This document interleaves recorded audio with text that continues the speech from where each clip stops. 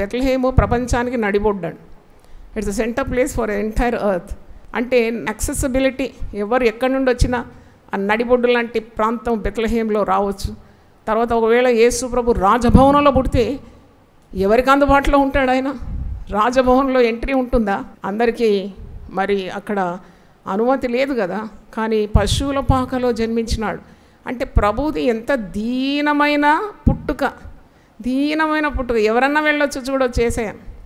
అందుకే అందరికీ అందుబాటులో ఉండడానికి Jesus is with in everyone's reach.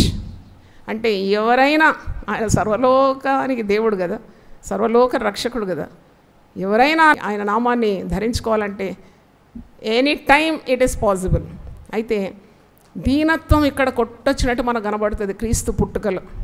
రాజులకు రాజని, ప్రభువులకు ప్రభు అని, శ్రీమంతుడని, సమీపింపరాని తేజస్సులో ఉండువాడని, ఇన్ని బిరుదులు, అమరత్వం గలవాడని.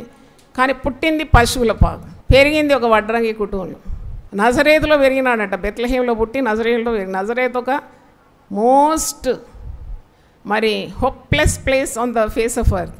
త్రాగుబోతులు, దుర్మార్గులు, వేశ్యలు, వ్యభిచారం, భయంకరమైన అక్రమాలు జరిగే నజరేతులో పెరిగినాడు.